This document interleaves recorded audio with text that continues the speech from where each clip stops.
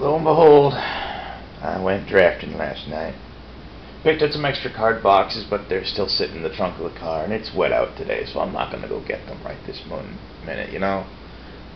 Like last night, hauled upstairs the backpack with my, like, play decks and whatnot in it, and I'm like, do I want to fumble with four empty card boxes?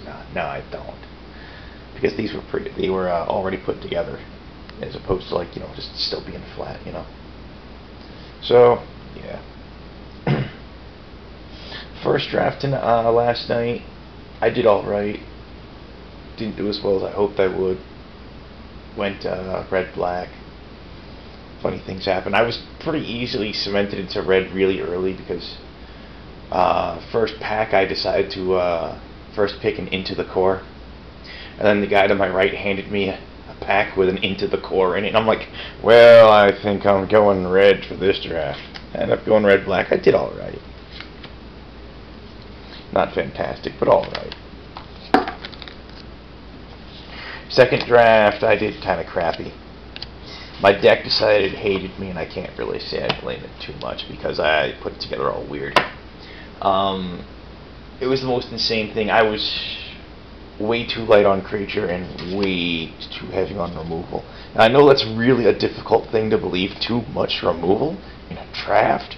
Well, yeah, when your removal comes at the cost of creatures, I mean, Corrupted Conscience and Volition Reigns, that was nice. That was nice. But I had a crap ton of removal. I was running like 5 black cards in that deck. I was running a Scourge Servant, 3 Spread the Sickness, and Phyrexian Rager, I think it was, the 2/2. When he comes into play, you lose a life and draw a card. Where the heck did he go? Did he end up in the wrong stack? He ended up in the wrong stack, didn't he? Yeah, he did. He goes there.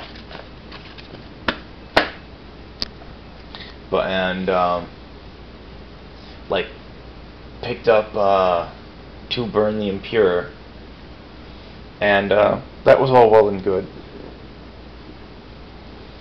But I mean, when I had the 2 Burn the Impures, I figured that I was just gonna end up splashing red, and I end up having like 3 colors, none of which I could like theoretically very easily splash, and didn't have enough creatures, and that ended up working against me. But oh well, stuff happens, my own fault.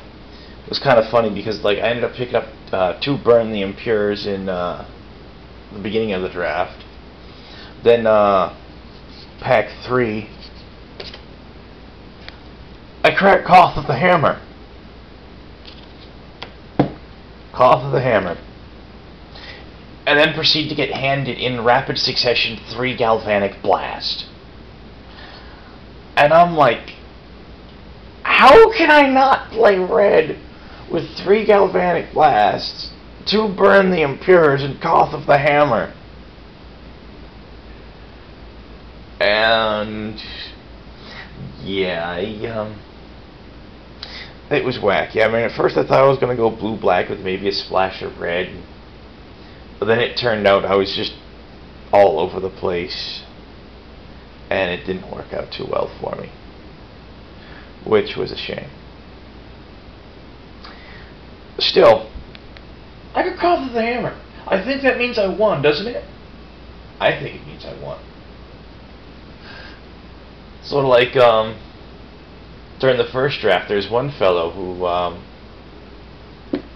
the table I was drafting at was wacky because we had 2 people open Sword of Feast and Famine, and someone else opened Tezzeret, Agent of Bolas, and it's just like, what the hell's going on here? And amazingly enough, in that draft, I ended up with like 1 rare in my sideboard, and that was it. That was wacky. Let that be a lesson to you there, folks. You know, you can do good without using rares. I'm willing to bet that there are plenty of pauper and peasant decks out there decks with that are either all commons or only like commons and maybe like 5 uncommons, I think.